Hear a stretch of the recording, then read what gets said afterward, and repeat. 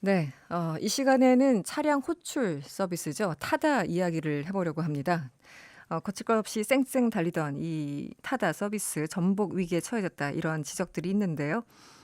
검찰이 타다의 본질은 렌터카가 아니라 콜택시라는 판단을 내렸고 조카 이재용 대표와 운영사인 VCNC 박재욱 대표를 재판에 넘겼습니다.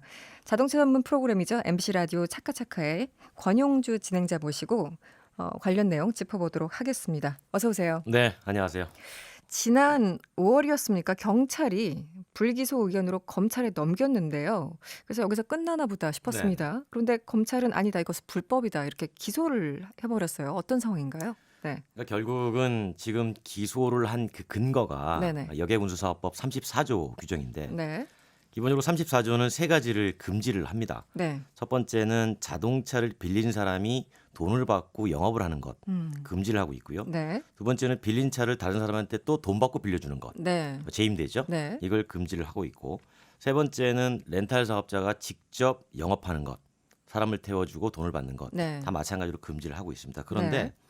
예외 규정이 하나가 있습니다.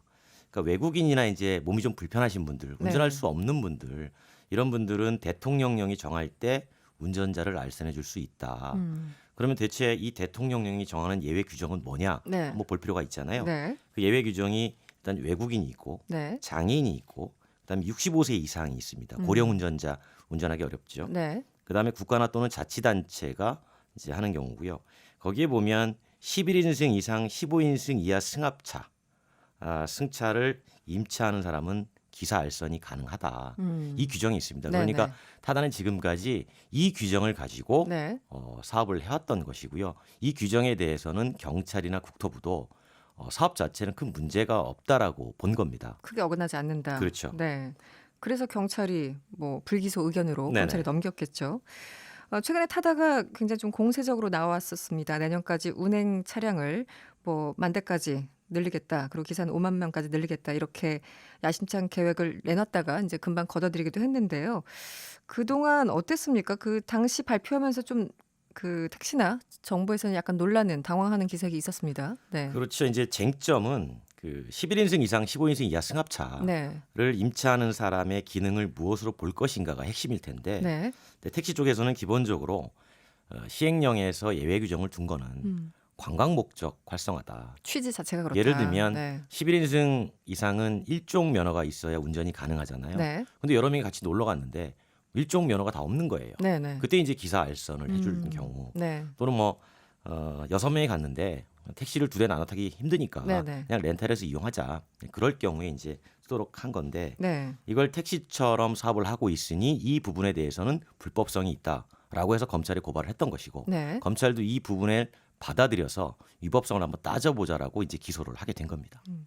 그런데 그 상생안이라는 게 있었잖아요. 예. 그래서 이제 택시 업계가 타다 측과 이제 얘기를 하면서 상생안에 대해서 언급을 해서 어느 정도 좀 정리가 되는 건가 이렇게 생각하시는 분들이 꽤 많이 그렇죠. 있었어요. 네. 그런데 공세적으로 이렇게 그 내년에 몇 대까지 뭐 늘리겠다 이런 얘기를 하니까 어떻게 된 거지? 그동안 정부 중심으로 해서 뭔가 얘기가 가는 것 같았었는데 그동안 무슨 일이 있었던 거지? 궁금해하시는 분들이 있어요. 네, 어떤 그동안 어떤 상황이죠? 일이 있었냐면요. 네네.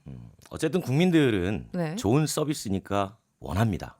그렇겠죠. 네. 뭐 여의도에서 상암동 가는데 음. 누구든 나에게 좋은 서비스를 제공해 준다면 네. 그걸로 만족하는 거죠. 네. 근데 그 좋은 서비스가 뭐냐라는 걸 봤더니 네. 하나는 일단 차가 큽니다. 네. 그렇죠. 11인승 이상이니까 차가 크죠. 네. 그다음에 요금이 모범 택시보다 싸요. 음. 그런데 운전자가 또 친절합니다. 네. 그러니까 이 세 가지가 새로운 혁신 서비스로 받아들이게 된 거였고 네. 택시 쪽도 그럼 우리도 할게요. 똑같이 할 수 있게 해주세요. 우리는 못합니까? 라고 했더니 택시를 하려고 봤더니 규제가 너무 많았던 겁니다. 네. 그래서 이제 국토부가 그러면 새로운 모빌리티 서비스 사업자, 기존의 택시 사업자, 그다음에 이제 소비자 단체 다 같이 머리를 맞대서 만든 네. 게 그 상생안이었고 네네. 새로운 모빌리티 사업자는 제도의 틀 안에 들어와서 그 안에서 같이 서로 친절 경쟁, 네. 좋은 이동 수단을 제공할 수 있는 경쟁, 네. 또 요금 경쟁 네. 여기서 하라는 겁니다. 근데 이제 타다 입장에서 보면 그건 제도권 안으로 들어가는 거잖아요. 그렇죠. 들어가기 전에 기본적으로 현재 운행하는 대수를 늘리고 싶었던 거고 음. 왜냐하면 법이 만들어지면 네네. 나중에 소급비법 적용이 안 되잖아요. 네네. 그러니까 그건 예외 규정을 두기 때문에 네. 그 늘린다고 했다가 이제 갑자기 국토부가 아니 우리가 지금 서로 얼굴 맞대고 네네. 합의를 하고 있는데 네. 갑자기 늘리신다고 발표하시면 어떡합니까? 네. 당황스럽군요. 서로 약간 얼굴 붉히는 상황이 그렇죠. 왔던 그래서 이제 국토부는 그때 그런 이렇게 얘기했죠. 그러면 네. 11인승 이상 15인승 승합차 알선할 때 네. 6명 이상만 탑승하게 규정을 바꿀게요. 그렇게 하면 사업 자체를 하기가 어렵죠. 네네. 네, 어렵죠. 그래서 이제 그 부분에 대해서 이제 타다가 일단 한 발 뒤로 물러선 거고 이제 택시랑 같이 하겠습니다. 지금 그렇게 논의들이 이루어지는 중인 겁니다. 네. 참 복잡하네요. 이 네. 논의 자체가. 어쨌든 국토교통부 입장에선 정부 입장에선 뭔가 약간 중재하는 느낌으로 서 있었던 것 같은데 좀 당황스러웠을 테고 이번에 검찰이 기소를 했다라는 거는 나름 그 유죄 심증이 있다라는 거잖아요. 그렇죠. 근데 검찰이 넘길 때 국토교통부의 의견을 물어보지 않았을 리는 없고요. 네네. 지금 어떤 상황인가요? 어떤 정부의 입장이 은근히 반영됐을 것이다라고 봐도 됩니까? 어떻습니까? 뭐 없다고 볼 수는 없을 겁니다. 이게 이런 거예요. 본질적으로 네. 택시라는 게 면허 사업 아닙니까? 네. 그러니까 이 면허 대수를 늘리냐 줄이냐, 이 네. 면허를 유지할 거냐 하지 못할 거냐 여기에 대한 원칙이 명확하게 정해지면 되는 거였는데 정부는 면허 제도를 유지하기로 원칙을 정한 겁니다. 네. 그리고 증차도 하지 않기로 네. 결론을 내린 겁니다. 네. 왜냐하면 택시 사업도 지금 상당히 어렵기 때문에 그러니까 그 증차를 하지 않고 택시는 앞으로 향후에 감차를 하겠다. 그럼 그 빈자리를 새로운 모빌리티 서비스 기업들이 들어와서 네. 사업을 영위하면 국민들도 좋아하고 모빌리티 사업자들도 사업에 기회가 생기고 네. 기존의 택시는 퇴로가 만들어지고 네. 이걸 통해 가지고 다 같이 상생하는 방안을 지금 향해서 가고 있는 겁니다. 그런데 일각에서는요, 이게 사실 이제 결국은 법정까지 가는구나 그렇죠. 이렇게 얘기하시는 분들 어떻게 보면은 이렇게 한번 털고 차라리 가는 게 낫다라는 생각도 네네. 있고 어떻게 보면 정부가 중재를 너무 못하는 것이 아니냐 이런 그 상반된 지적들이 분명히 있습니다. 그런데 그 신사업이잖아요. 예, 예, 어찌됐든.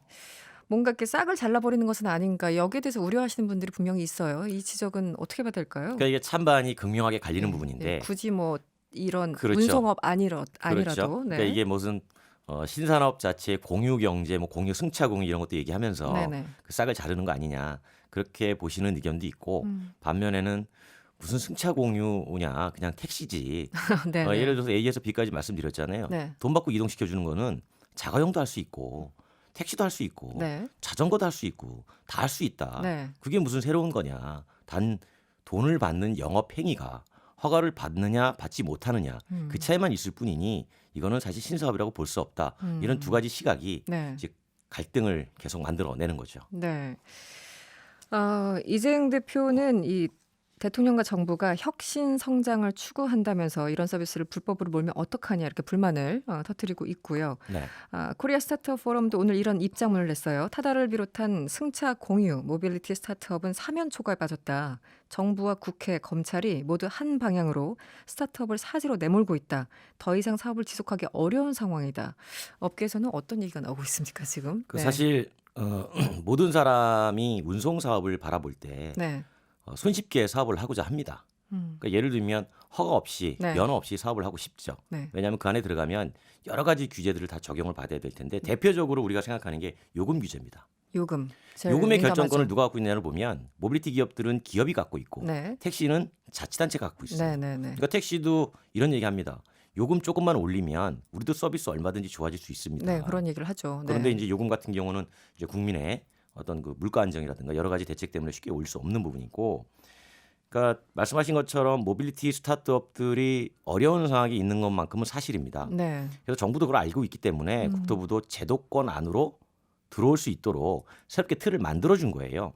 원래는 우리가 택시를 구분할 때 네. 소유자의 유무에 따라서 네. 개인 택시와 법인 택시 그렇죠. 이렇게 구분하는데 네. 이번에 만들어준 거는 사업 형태에 따라서 플랫폼 택시, 가맹 택시, 호출 중개업 택시 네, 네. 이렇게 하나를 새로 분류를 해준 겁니다. 네. 그 안에 들어오면 그 자체가 제도권 안에 들어오는 것이고 그 안에서 타다 같은 경우에는 이제 플랫폼 택시의 형태를 가지고 사업을 하시면 됩니다.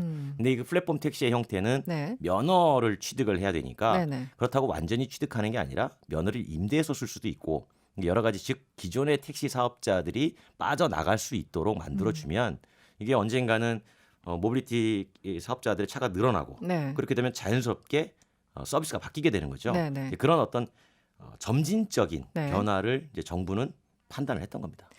사실 이제 솔직하게 얘기하면 정부 입장에서는 가장 우려하는 것이 지금 뭐 택시 업계의 어떤 반발이나 굉장히 어려움 그런 것도 감안을 하고 있을 테지만 궁극적으로는 여기 하나를 터주면 그렇죠. 다른 뭐 버스부터 해가지고 여러 가지 문제가 퍼진다라고 우려를 하고 있는 겁니까? 대중교통 체계의 네. 전반에 많은 영향을 미친다고 봐요. 그 시작은 이제 택시 면허 체계고 택시 네. 면허 체계가 붕괴가 되면 네. 시내버스도 지금 국민 세금으로 적자 보전해주고 있잖아요. 네네네. 그러면 시내버스 운행 대수를 줄이고 만약에 필요하다면 낮에 놀고 있는 관광 전세버스 투입하면 안 될까요? 같은 논리로. 그렇죠. 네네. 그러면 택시는 그럼 택배하면 안 될까요? 택배까지요. 그렇죠. 뭐든 실어 나름 되니까. 사람 아니라 물건을. 그렇죠. 그러니까 이런 식으로 어. 영역 자체가 붕괴가 되면 네. 몇십 년 동안 수십조 원을 들여서 만들어놨던 대중교통 체계 자체가 근간이 흔들 수 있다. 근간이 흔들리면 가장 피해를 보는 건 교통 약자라고 보는 겁니다. 교통 약자. 예. 네. 그래서 전문가 입장에서 결론이 좀 해결책이 있습니까? 네. 정부가 만든 상생 방안에서 네. 조금 더 새로운 모빌리티 기업들에게 조금 유리한 쪽으로 네. 실무기구에서 논의가 될 필요는 있어요. 네. 쉽게 말하면 비용 부담을 어떻게 줄여주느냐를 같이 논의를 한다면 저는 충분히 상생과 공생이 가능할 거라고 봅니다. 충분히. 그 비용을 누가 부담하느냐 네. 이제 여기에 이제 관건이 있는 거죠. 네. 알겠습니다. 지금까지 MBC 차카차카 진행자 권용주 씨와 함께했습니다. 오늘 고맙습니다. 네, 감사합니다. 여러분의 퇴근길을 꽉 채워드립니다. 평일 저녁 6시 5분 이승원의 세계는 그리고 우리는